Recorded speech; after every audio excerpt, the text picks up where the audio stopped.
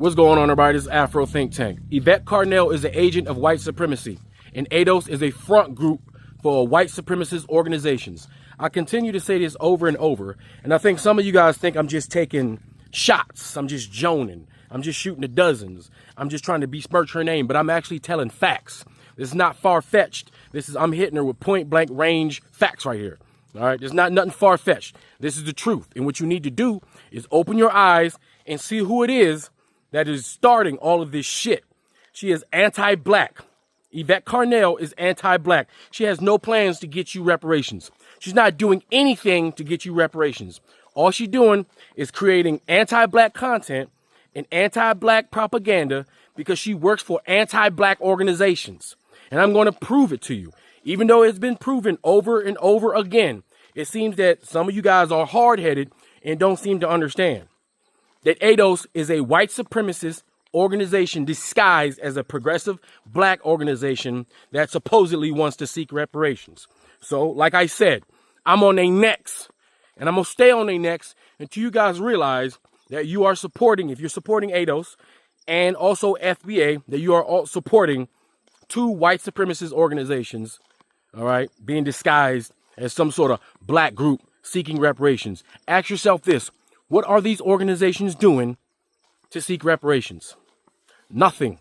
But they're attacking those organizations that are seeking reparations, which are the Pan-African organizations, which are governing bodies, because we need governing bodies and we need heads of state that have enough political power and leverage to force and coerce these European nations to give us reparations. And we're fully aware that these white supremacist nations don't even got it like that, because the only way they can get the money to pay us is to steal it from us, because we're the ones with the resources, because white European nations are third world savage barbarian nations that have no resources and no ability to pay reparations, because if they did, all they would be doing is speeding up their extinction and the demise of their nations.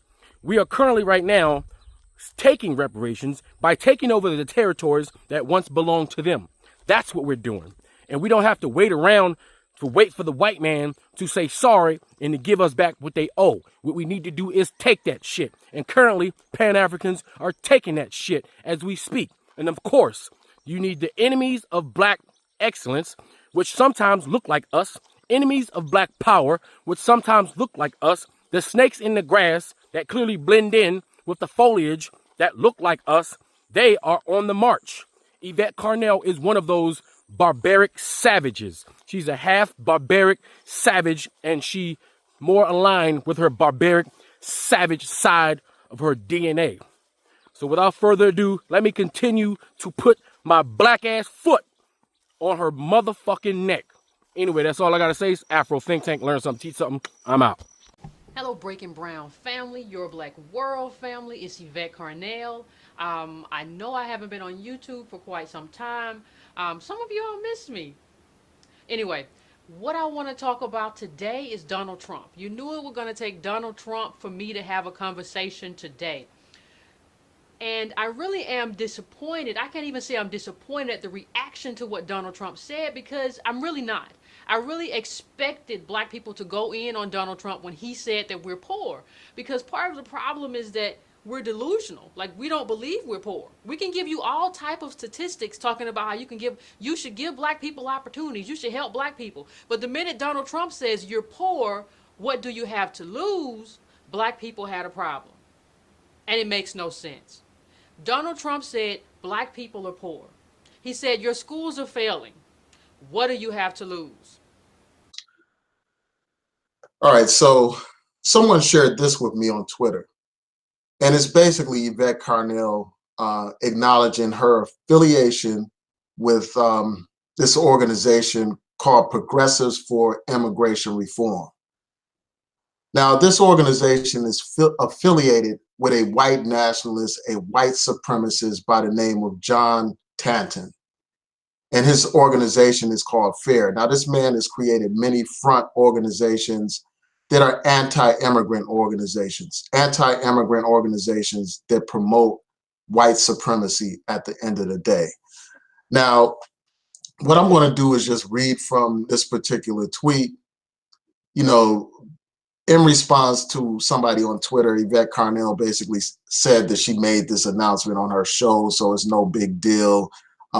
She already told people about her affiliation with Progressives for immigration reform.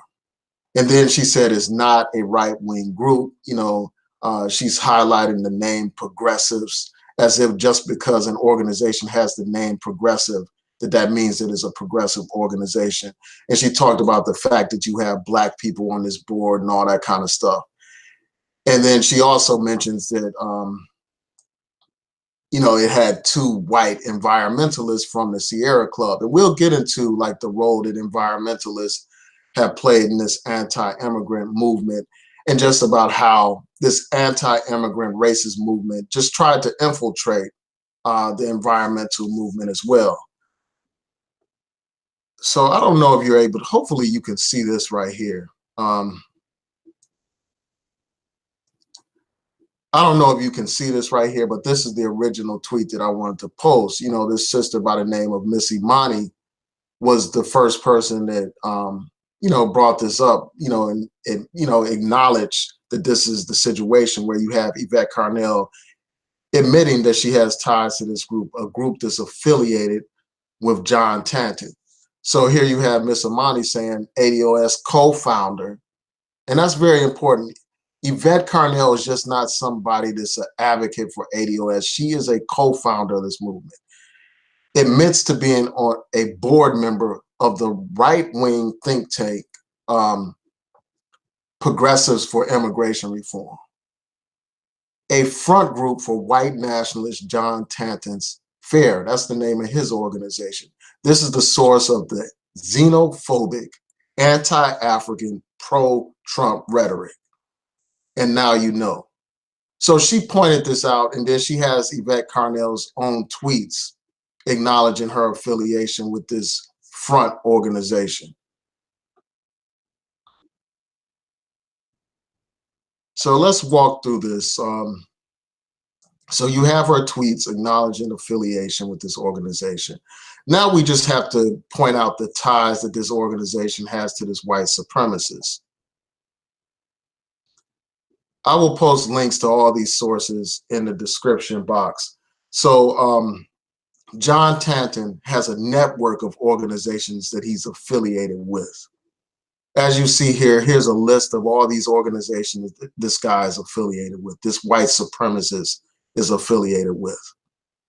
This says the following groups are part of the John Tanton network, being founded and or funded by Tanton. And, Tanton is listed as a racist on the Southern Poverty Law Center's website. They have this organization listed as a racist white supremacist organization. But here's the list of organizations either founded or funded by this guy. And here you see Progressives for Immigration Reform listed as affiliated. It talks about how the board of directors is closely connected to Tanton. Then you have this other organization, this other source, the Anti-Defamation League, which again points out the ties to John Tanton.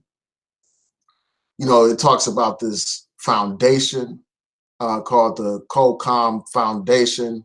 It's the largest funder of anti-immigrant groups in the United States. The anti-immigrant movement in this country is being used as a vehicle to further a white nationalist agenda. The very foundations of what we stand for, community, justice, and equality, are under attack. And our silence makes us complicit.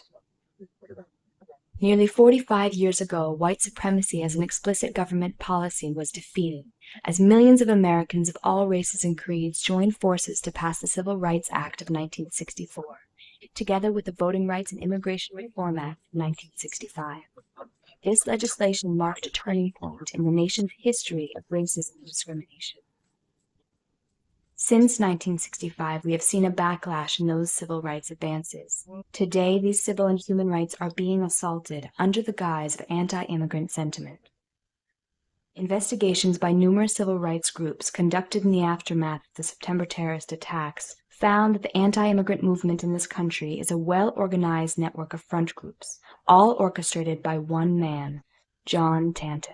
John Tanton, who is an ophthalmologist from Michigan, who came out of the Sierra Club. He believes the greatest danger to civilization is population growth. He holds immigrants, specifically immigrants from Latin America and Africa, responsible for population growth. This is a guy who's a white nationalist. Each organization plays a crucial role within the Tanton network, allowing them to manipulate the immigration debate both politically and publicly.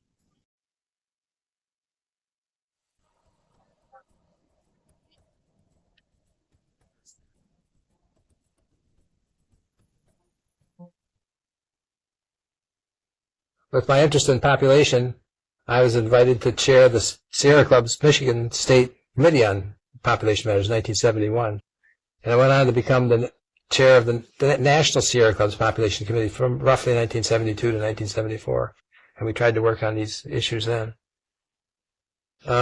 Starting up FAIR required an executive director, and I had met a fellow by the name of Roger Connor, who had been one of the organizers of Earth Day 1970 at the University of Michigan, where he was studying law. And he went from law school to the West Michigan Environmental Action Council, where he spent 5 years. And I convinced Roger that population was part of the problem.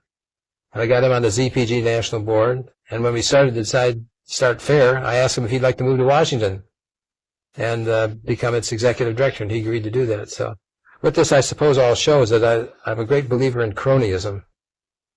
I've very few times in my career have I picked people out of the blue that I didn't know anything about other than maybe recommendations. I almost always have worked with people I had some relationship with before who I knew the steadiness of their character and knew what we could rely on as an product. So I'm a great believer in that, and I still work strongly with people I've met one way or another years back sometimes. Roger is quite an interesting character. Having finished law school at the University of Michigan, one of the premier law schools in the United States, the only case he ever filed was against Shell Oil Company, dealing with the drilling of natural gas wells in the northern lower peninsula of Michigan. And one of the fascinating things that came out of that settlement was the establishment of a state fund into which the royalties that were due to the state were put. This became a major source of conservation money ever since. And I'd say we probably have garnered some $600 million out of that fund to buy land for parks and to block in ownership in state forests and things of that nature. So it's amazing how these things, one thing leads to another if you follow leads. We've had quite a bit of study through the years of what it takes to make a good organizational name. One of the things is you need an acronym that's pronounceable, and it's best yet if it could be a word. And better yet if the word can be about one of the things that you're being concerned about. So we were concerned about fairness. Fairness to whom? Well, fairness to the people who were here, our fellow citizens, first of all. And we spent a long time juggling the different names for organization rounds till we happened to come up with this particularly fortunate one. The ADOS movement, Yvette Carnell, and ties to right-wing organizations. The American Descendants of Slavery ADOS movement, co-founded by Yvette Carnell and Antonio Moore, has sparked significant attention and controversy in recent years. Initially, ADOS gained traction for advocating for reparations and political policies focused on Black Americans descended from slavery, while excluding Black immigrants and their descendants. However, beneath the surface of its claims for justice lies a more troubling connection to right-wing, anti-immigrant organizations, especially through the leadership of Yvette Carnell. What is ADOS? At its core, the ADOS movement centers on the idea that only Black Americans descended from slavery should receive reparations, a stance that has sparked fierce debates within the Black community. Critics of the movement argue that this focus on lineage-based reparations, while valid in some respects, has increasingly been weaponized for divisive purposes. ADOS claims to fight for justice for Black Americans, but its increasingly nativist and exclusionary stance raises concerns about its true intentions. Yvette Carnell and her ties to the right wing. The most disturbing aspect of the ADOS movement is the leadership of Yvette Carnell, who has long been associated with right-wing anti-immigrant causes. Notably, Carnell has been on the board of Progressives for Immigration Reform (PFEAR), a group that serves as a front for Federation for American Immigration Reform (FAIR). FAIR has been labeled a hate group by the Southern Poverty Law Center (SPLC), and its founder, John Tanton, was a well-known white nationalist and eugenicist. FAIR's mission revolves around promoting anti-immigrant policies, including supporting Trump-era measures like the border wall and mass deportations. Tanton's network is infamous for advocating for a racially exclusive vision of America, where immigrants, especially those of non-European descent, are framed as a threat to the nation's integrity. This rhetoric aligns eerily with the ideologies of white supremacist groups. Carnell's role in FIAR, a key arm of this nativist network, brings the ADOS movement into a disturbing light. Despite presenting herself as a progressive advocate for Black Americans, Carnell's connections to these anti-immigrant, far-right think tanks reveal a different agenda. She has publicly aligned herself with racially exclusionary policies that directly contradict the principles of Black liberation and global solidarity. The connection between ADOS, PFIR, and FAIR. The Progressives for Immigration Reform, PFIR, where Carnell served as a board member, presents itself as a progressive voice within the immigration reform debate. However, its leadership and funding ties to FAIR reveal its true purpose to provide a left-wing cover for right-wing nativist policies. FAIR and FAIR both share a common goal: to limit non-European immigration under the guise of preserving American culture. This strategic partnership between PFIR and FAIR allows for anti-immigrant rhetoric to be dressed in progressive language, targeting Black Americans as a primary constituency while demonizing immigrants, particularly from African, Latinx, and Caribbean communities. Yvette Carnell's active participation in this network gives weight to the claim that ADOS is, at its core, an extension of far-right nationalist politics that hides behind the mask of Black reparations advocacy. The role of John Tanton in the white nationalist agenda. The connection to John Tanton is crucial in understanding the full scale of FAIR's influence.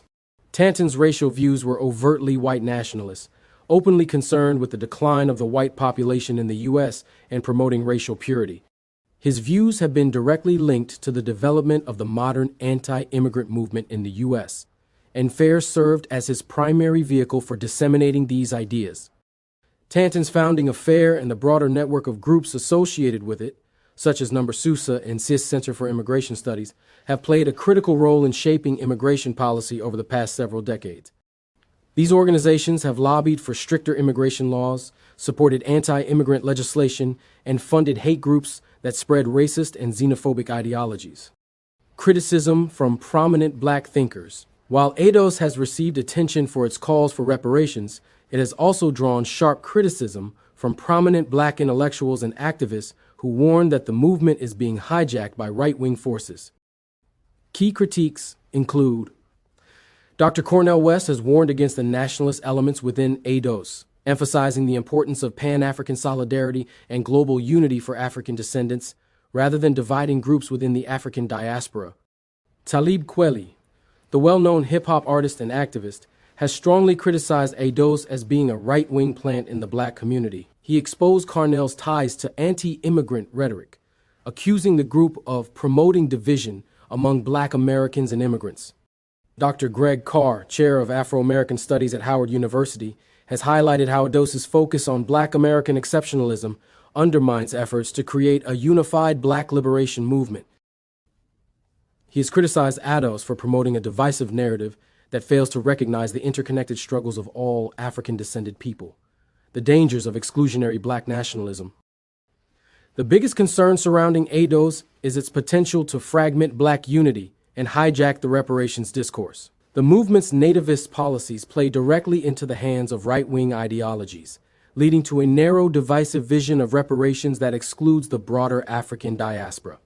This risks further alienating African, Caribbean, and immigrant communities who are also descendants of enslaved Africans, but whose struggles and contributions are ignored in ADOS's framework. By aligning itself with nativist ideologies, ADOS undermines the global Black liberation movement, which seeks to unite all people of African descent in a shared fight for justice and equality. This exclusionary rhetoric ultimately weakens the Black community by dividing rather than uniting us against the forces of white supremacy and global capitalism. Conclusion: a cautionary tale for Black liberation. The ADOS movement, under Yvette Carnell's leadership, has revealed itself as more than a simple political advocacy group for reparations. Its ties to right-wing anti-immigrant forces, particularly through Carnell's association with PFIR and FAIR, show that the movement may be less about uplifting Black Americans and more about pushing a nativist agenda that plays into the hands of white nationalist forces. As the fight for reparations continues, it is crucial that the black community remain vigilant against those who seek to divide us for their own political gain. The struggle for justice, unity, and liberation must remain rooted in solidarity, not division.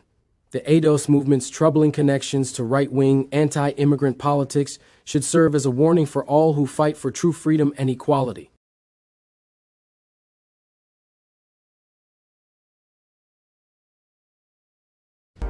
Wait. Before you go, for all my subscribers and philanthropists out there, I'm building a solar power community water bowl system in Nigeria. It's going to cost between $5,000 and $6,000. I'm trying to raise money. If you want to participate and help me build this solar power water system, please donate to the Cash App and put solar water in the notes. Solar water in the notes. I'll put PayPal, Stripe, and Zelle. Anyway, thank you. That's all I got to say. It's Afro Think Tank. Learn something, teach something. I'm out. Thanks for watching Afro Think Tank. Don't forget to like, share, and subscribe. And follow me on Substack and Patreon for more content. Remember, it's Pan-Africanism or nothing.